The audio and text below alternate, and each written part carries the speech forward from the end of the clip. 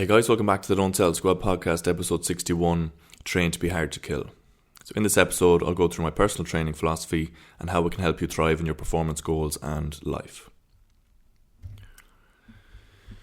So we're 2 weeks back up in Dublin now, recording this on Saturday, a bit late again, and yeah, I think I broke my toe, so I suppose that's an update. Did the full training routine again, which was great. And then in jiu-jitsu on Thursday, it was funny actually. I'm meant to go like easy Tuesday, harder on Wednesday, lighter on Thursday, and ended up getting stuck in traffic. It took me about an hour and a half to get to the gym. So I actually missed the beginner class and was in there for the advanced class. And a friend was with me too actually, so we both did like the harder rounds and stuff on the Thursday. And yeah, I think I have a bit of a shiner on my eye there actually. So I had a few harder rounds with, I think that was a tough blue belt who gave that to me, but then hadn't gone against the black belt coach Andre in a while through the knee surgery and everything. So it's been, I don't know when it's been, could have been like a year and a half or whatever.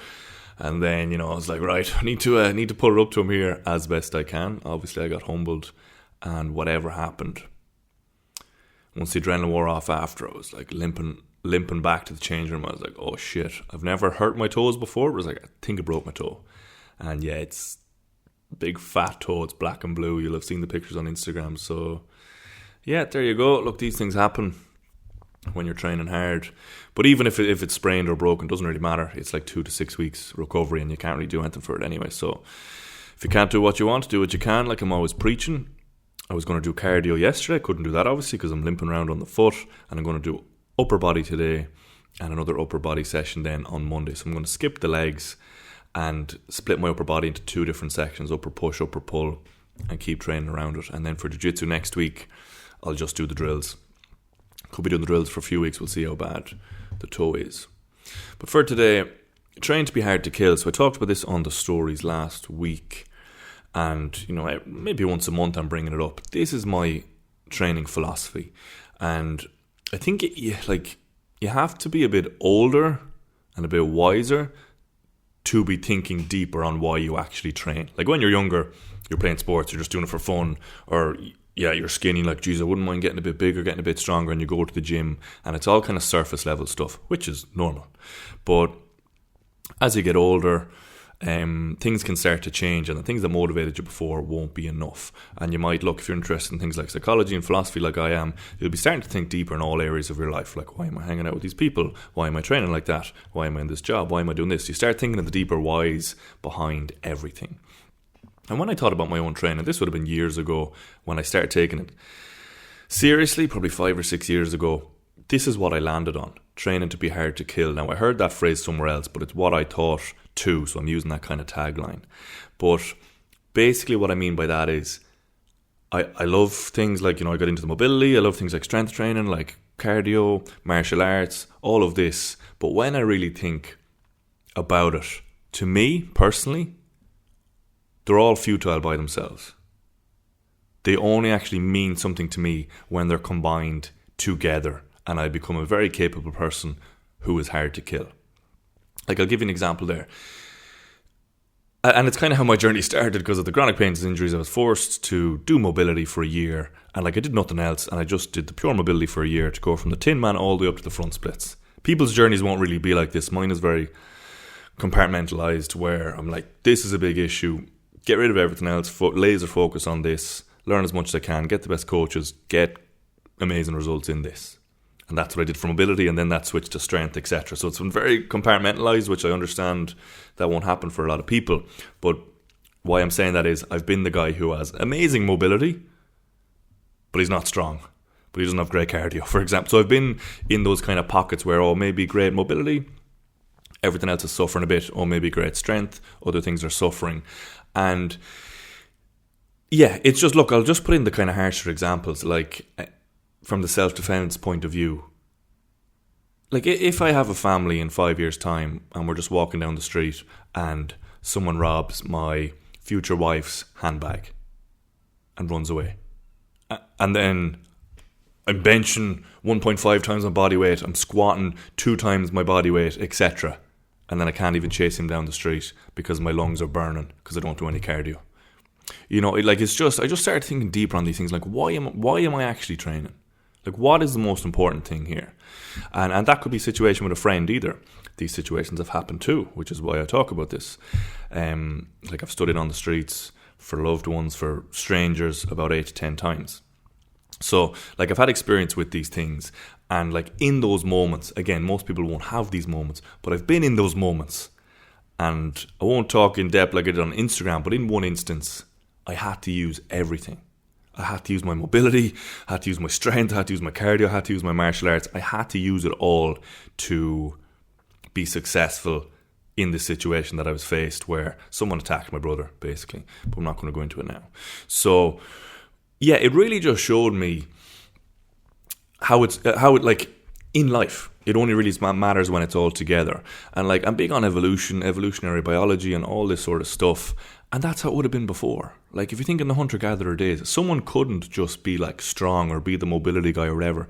You wouldn't survive. Like, you were forced to develop competencies in all these different areas. So like, just through life experience, through the philosophy, through, as I'm saying, the kind of self-defense situations, I see the truth. You need it all. Okay, and look, you could say this is just, well, it is. It's just my view on it. But again, I would be filled with regret if some sort of self-defense situation was forced upon me in the future and I couldn't defend loved ones because of the way that I train. So that's where it's all kind of stemming from for me, and my experiences in life have kind of proved that to me. But because this is kind of the way that I live, I'm not saying it's the way that you should live, but then when you think about it even more, training this way, training to be hard to kill, it's actually what will put you to the elite levels in just performance. Like, let's say, forget the self-defense stuff and all that other stuff, you different kind of life philosophies than me. But just think of any sport. Like, I'll name the 4 areas, like I was saying. To be hard to kill, you need good mobility, strength, cardio, and then martial arts. Okay, so they're the 4 for me. Mobility, strength, cardio, martial arts. I want to be great across all of them rather than exceptional in one and poor in the other ones. Okay, so that's to me what training to be hard to kill is. But think of any sport. If you've better mobility, strength, cardio, you could nearly leave out the martial arts, but it would still help. You're going to be better. Like, that's how you're going to reach elite performance in those things. Like, even I take martial arts, which is what I do in jiu-jitsu. Like, I've done jiu-jitsu before at white belt. I had to give it up. That's what started my mobility journey, because so all the chronic pains, I couldn't even train because my mobility was so bad. So I've been that person, immobile, skinny and weak, not great cardio, and absolute beginner in martial arts. And now to skipping forward 6 years later, like, I'd have the best mobility in the gym. I'm one of the I am probably the strongest in the gym relative to my body weight, or one of them. And then my cardio, probably one of the best in the gym. Not, let's say, jiu-jitsu cardio, because people who do it more will, but just kind of general preparation, like VO2 max. And then we're getting up there with the martial arts purple belt. So, like, I'm a different animal, you know, compared to before. And you'll just know that by doing it and seeing yourself before and seeing after. Like, I'm such a better competitor now on the mats. Not that I compete, let's say, in actual competitions, but just with the guys that are there in the gym. So in terms of like performance, training to be hard to kill is what's made me the best jiu-jitsu practitioner that I've ever been. And you could put that out into all different sports as well. If you have great mobility, strength and cardio, you're going to be reaching the best levels in your sport that you can. So that's just for performance. But then let's say for quality of life, it's the same thing too. Like mobility, strength, cardio. Like, it's literally been proven. I'm not the kind of guy who would be reading through all the papers, but I have the general stats on it, which I'd said a couple of months ago of, if you reach elite levels in strength, I think you have a 300% reduction in all-cause mortality at all points in your life. And elite levels in cardio, it's a 500% reduction in all-cause mortality in all points in your life. So if you're elite in strength and cardio, you're 8 times less likely to die from any disease at all points in your life. So, like, I'm aiming to live over 100. This is no joke. And I'm on the path to do that. Like, from my elite cardio levels, The watch is telling me I'm 32 and that I have the heart of a 20-year-old. Very healthy heart. I've got the healthy body, working on the strength, working on the mobility, etc. So, like in terms of longevity, training to be hard to kill as well, it's going to put you on that path. And I suppose I said strength and cardio, the mobility as well. If you're not working on your mobility and you're letting injuries stack up and getting chronic pain and stuff, yeah, once you get into your 30s, 40s, 50s and you're not able to tie your shoes and stuff, longevity is going to take a nosedive. So again, mobility, strength, cardio, it's going to be amazing for performance and also then for longevity. Like even think as you're older, going on hikes, playing with your kids, whatever it is, you need all those things, mobility, strength, cardio, to a degree. I'm not saying it has to be elite levels, but you need it to a degree. And then, yeah, we'll throw the martial arts in there again. That's just what I believe. If you want to be able to protect yourself, protect loved ones, you need some basic self-defense. Like to me, I would have that just like we have maths and English and all these other things. You don't have to continue it as a career, but you should know some basic knowledge in it. And when I talked about some of these stories on Instagram, I do understand the, what was the kind of refutations that I get of like, oh, it's comes down to education, or like the best thing to do is run away and these type of things. Like it's all in context. I nearly need a full episode. Yes, in certain situations, obviously, the best thing to do is run away. Someone comes up trying to rob something, they have a knife or gun. Yeah, take my wallet. Take my phone, it's worth €400, whatever. But I'm talking about these situations where someone is attacking your family or someone's attacking a loved one. What, are you going to run away? So like there's just certain situations where you're not going to run. You're going to stand there and you're going to fight. And when that happens, when you're forced into these situations, I hope it doesn't happen, which people don't seem to get, as if I'm going around the streets like Batman. Like I'm just giving some examples that have happened in my life. But when those situations happened, when you're forced to stand up for a loved one, which could potentially turn into a life or death situation, the quote from Tim Kennedy comes in here. If the situation happens in your life where you have to fight for it, the only thing that will determine the outcome is if you're prepared for this fight or not. That is it. And most people haven't prepared for it. So what's going to happen? I've prepared for it. So, again, proverb from the past will answer this question for you. I'll tell you quickly here, and this will give the answer. It was like a samurai training this young kid, and then the samurai keeps talking about peace.